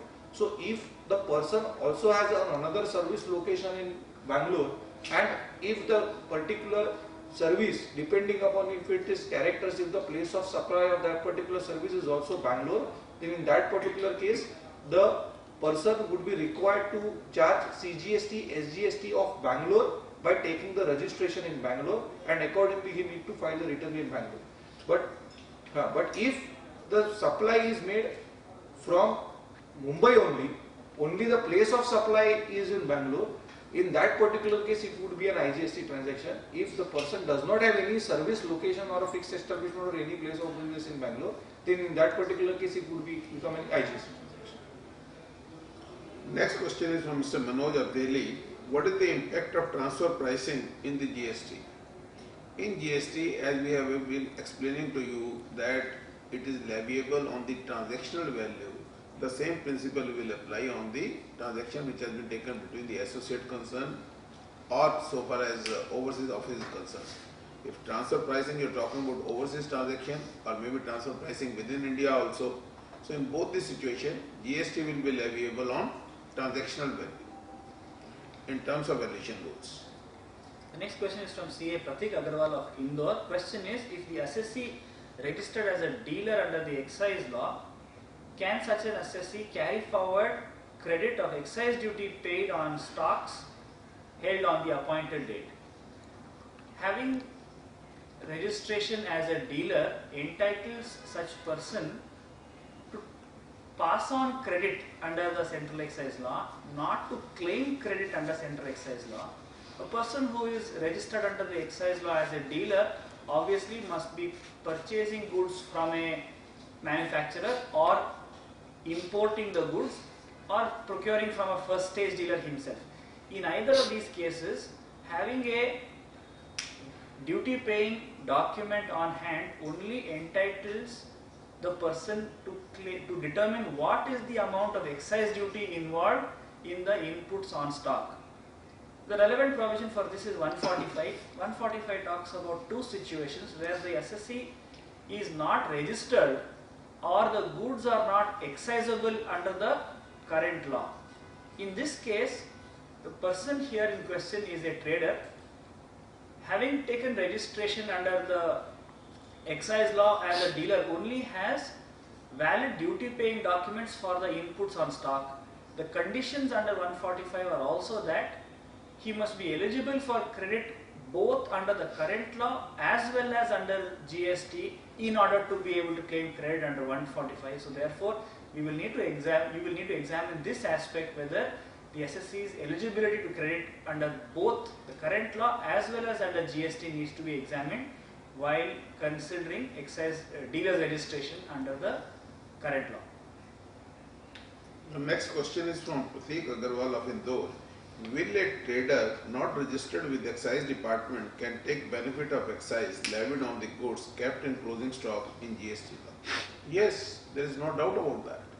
It has been clearly provided, perhaps in section 145 itself. In case you are not registered with the excise, your turnover is less than 1.5 crore, and now you have become liable to be registered in GST, subject to the conditions that this credit should be available both under earlier law and GST, number one. you are having a proper doing document, number 2. Number 3, the invoice is not more than 12 months old. You are certainly entitled for the credit of excise duty paid on the stock immediately preceding the day before the appointed date. The next question is from Mr. Rakesh of Gurgaon. His question is that a company has various plug and play offices in many states, but those occupied by only salesperson. But all the services are being being delivered centrally from Gurgaon registered office, as currently have a centralized registration. After GST implementation, would a company require to get registered for all those plug and play offices in every respective state, although all the services would be delivering and invoicing, it will be done from the centrally only? Friends, in my opening remarks, I have said the liability to the registration is basically a place from where the supply is made. And how to determine a place from where the supply is made is going to be a challenge in the GST, because that thing is not specifically defined under the law. One may take a view that the place from where the supply is made could be somehow similar to the location of the supplier. Could be similar to the location of the supplier. But again, when it comes to a service provider, when it comes to a location of a service provider, in case the definition provides that where the place is a registered place, where the services is provided from a registered place, then it is a registered place which will be regarded as a place of supply. If it is the services provided on a place other than a registered place of business, then in that particular place, the place which is directly concerned with the provision of a service would be considered as a location of the supply.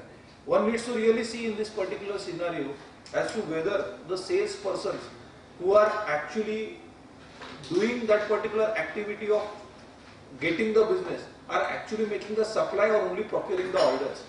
If they are only procuring the orders, not making the supply, and the supply per se of the services is happening from the HO only, the actual supply of the service is happening from HO only, at that particular point of time, the invoicing is also being done from the HO.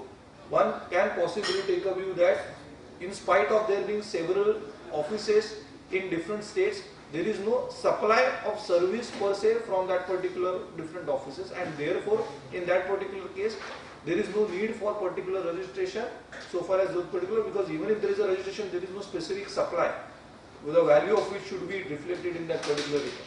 So that is what the prima facie view on whatever this particular fact is on here. Yes, sir. Next question is from CA Prabha Pandey of New Delhi. When will the registration for GST commence? What's the procedure for registration, its applicable criteria, and when will the GST training seminar be conducted in Delhi NCR? I suppose this is not a specific question regarding the model law itself, but the implementation. We are expecting that the GSTN will be available for enrollment in the month of November. So kindly look out for access being provided for enrollment. Also, in preparation, you may refer to the FAQs published by, put up in public domain. It's available in the government's website also. As regards the procedure for registration, specifically regarding registration, we have the draft rules, but we will have to wait for it to be published in its official form. As regards the enrollment itself, it will be available, like Ashokji mentioned earlier, in the month of November. So please look out for that. You may also visit IDTC committee's website to know more about training seminars that will be conducted in Delhi NCR. Now, we will certainly have to increase our speed looking to the pending questions. Question from Mr. Venkatesh of Chennai. Could you help us to know what are the proposed rate of tax and slab under GST? Also, could you help regarding whether both the authorities of service tax? Friend, whatever is being circulated in the press, that is 6, 12, 18 and 26 are the proposed 4 rates. I don't know what will be the final outcome. And with regard to the authorities, of course, center and the state both will be implementing their respective part. If I am selling goods in interstate, then SGST and CGST both applicable or only SGST. In the case of intrastate sale, both CGST and SGST has to be levied. What is the tax audit limit under GST who are eligible to perform such audit? I think it is 1 crore. One. It is 1 crore. And now I'll ask Mr. Mandar to deal with next 2-3 questions already. The next question is from Mr. Parminder C. Do you think that multiple GST, that is state-wise, will create confusion? I personally feel that there would not be different rate for a particular commodity in different states. So for a single commodity amongst different states, there will be only single rate. So this particular situation may not arise. Yes, but for different commodities or for different supplies, there could be different rates. But for all states, the rates will be uniform. The next question is whether GST input credit will be available to banking and financial BFSI sector companies. Friends, the credit or what constitutes an input tax credit is dependent upon the definition of input tax which is given in the law. It basically covers both inputs as well as input services, and the definition is wide enough to cover any inputs or any input services which is used in the course of providing service in the course of business. So basically this particular definition is very wide, although there are some exclusion or exceptions in that particular thing. So to the extent of BFSI, if there are services or there are supplies which are taxable, yes, the credit would be available. To the extent they are providing exempt services, if at all some exemption comes, then to that extent the credit would be required to be reversed. But generally in principle the credit would be available. The next question I will request Chair.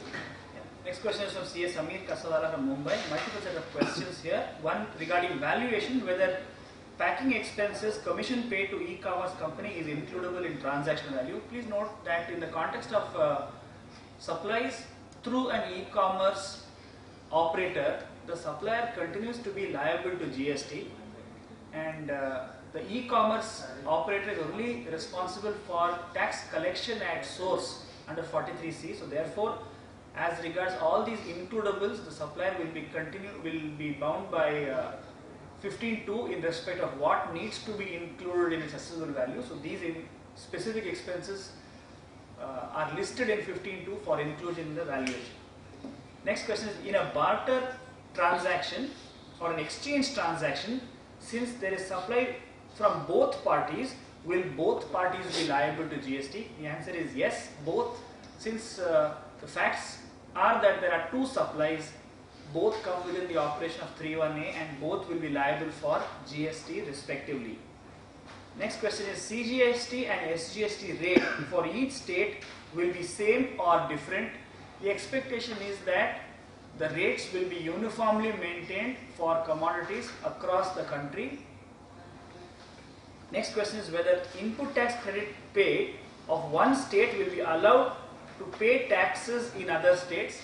As CM Mandar Telang had explained earlier, each state will operate as a different taxable person. So the credits availed in respect of receipts in one state stay within that state and are available only for payment of CGST, SGST on intrastate supplies, or for payment of IGST in case of an interstate supply. Next question is, if a dealer in Maharashtra sends goods to a warehouse of an e-commerce operator in Hyderabad and from there goods are delivered to all customers, how will the transaction be considered? Please note that the existence of the e-commerce operator in between, because of an express provision in 43C, will not be covered by 3(2)A regarding agency transactions. The supplies based on the facts will be an interstate supply and be liable to IGST from Maharashtra. The presence of the e-commerce operator will only attract provisions regarding tax collection at source. Friends, the next question is from Gaurav Sabu from Ranchi. Do we have yearly audit provision in GST by chartered accountant? I think the matter has already been discussed by Mr. Jatin, and in the last query also I have answered that above 1 crore turnover they are subject to yearly audit. Faridabad, Mr. Tarun, please briefly explain background of GST. This is what we have been doing since the inception of this webcast. Next question is from CA Anirudh Sonpal, Vadodara. Would GST be payable on deposit advances which may or may not be refundable for future event? For example, deposit of big advance or banquet booking by hotels. As per the existing law, if I am into the hotel business, I receive an advance for the event to be held in future, then the date of receipt of advance will be the date when I am supposed to discharge the GST liability. Of course, the trade has so much of resentment and suggestions are being given, but as of now, on the date of receipt of advance, I have to pay the tax. And in case the event doesn't take place, then we have to look for the rule whether the self-adjustment is being allowed or it is not being allowed. And then next question is from Mr. Ajit Mehta, again from Mumbai. In case of a big trader having turnover more than 20 lakh, supplying goods to small traders having turnover less than 20 lakh, the small trader does not register under GSTN. How the big trader will be able to claim SENVET when small traders does not pay him GST component and does not file GST return? I don't think that this query is in the right perspective. My GST credit will be available on the purchases which are being made by me. So far as my supplies are concerned, that is the output tax liability which I have to discharge. So it doesn't make any difference whether he is registered or not. I have to charge him the GST and I have to discharge depending on the interstate or interstate transaction. I will charge IGST or CGST and SGST as the case may be, and I will get the credit only on my purchases. If you are talking about the dealer who is not registered having turnover of less than 20 lakh dealing only in interstate supplies, that is his business. Your tax liability will not get affected by the status of the buyer of the goods. And the next question is from Mr. Tarun Lamba from Delhi. Clients are worried about increase in tax rate and increase of compliance.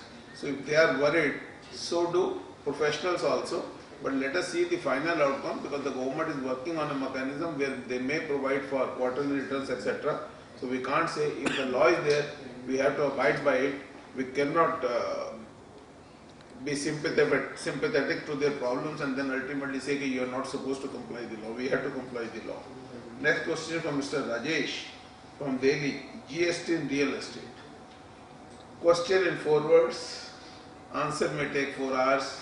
So in nutshell, I can say real estate is going to be benefited from the internal evaluation which we have done for the industry. Presently, they are paying tax at 6% or maybe 8.5, 70 to 10.5 rather. But in GST, of course, the rate will be more. Works contract are being considered as a service. You have to pay tax on the rate which will be applicable to the services, most likely 18%, and on 60% you will get the credit. So the incidence of tax may come down marginally, but it will not increase. And the second advantage will be you will be governed by the authorities who are dealing in service tax only, because the works contract has been treated as a supply of service. And now I request Mr. Mandar to answer next questions. The next question is from Poonam Sharma of Chandigarh. What will a common man gain from implementation of GST?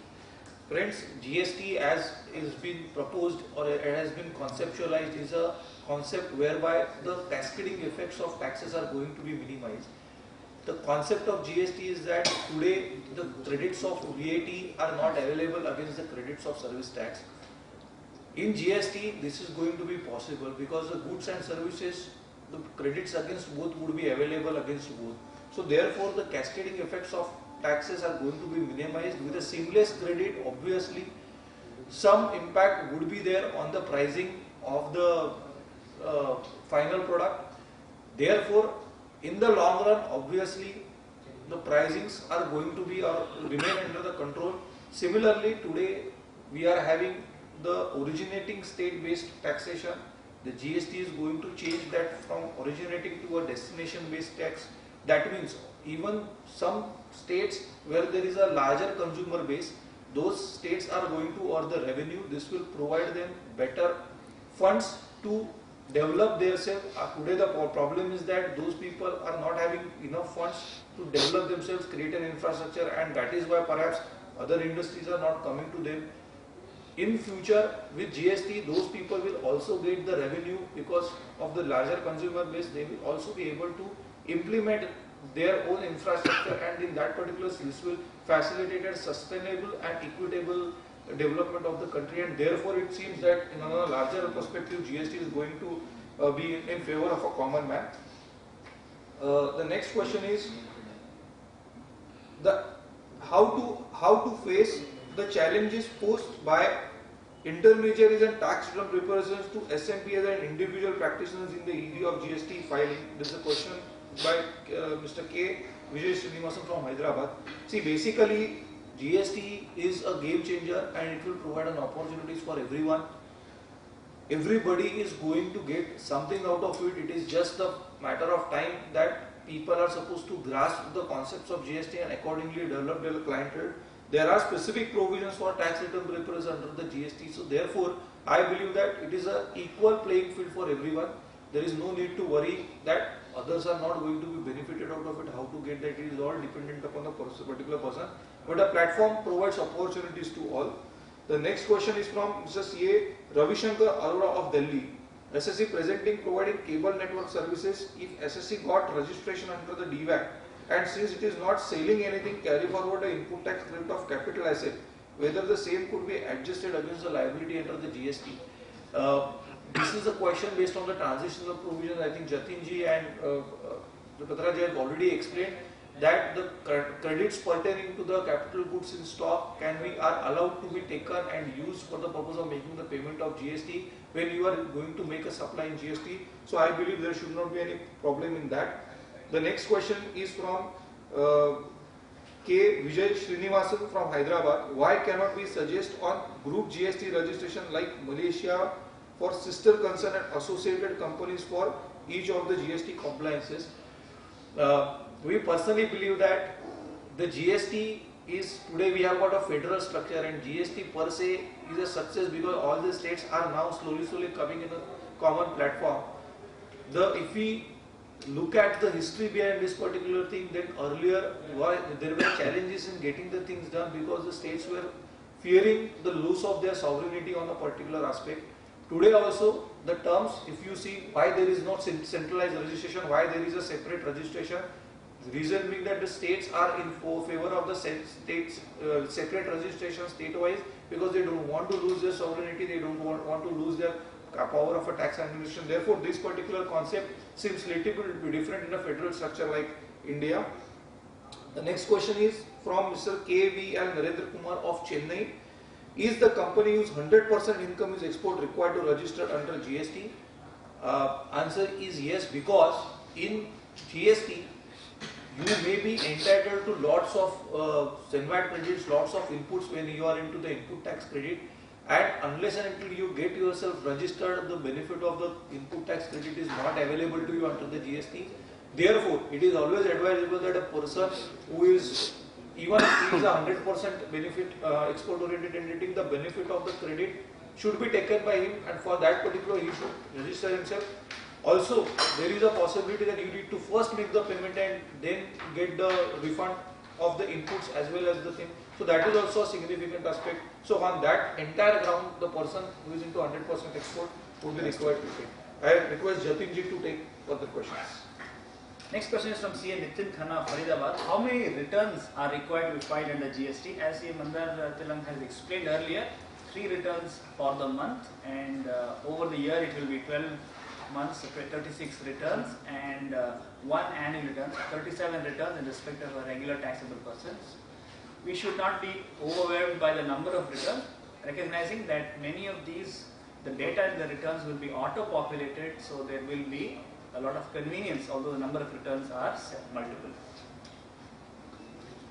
Friends, there are still queries which are left over, and we really need to answer those queries. We want to answer those queries, but time constraint is there. We are also a bit stuck up with the time framework, and we have been directed to close this webcast. I am thankful to all the viewers who are viewing us for providing this interesting and interactive questions and making this session very lively by raising these kind of lovely queries. Thank you. Thanks a lot. Thank you.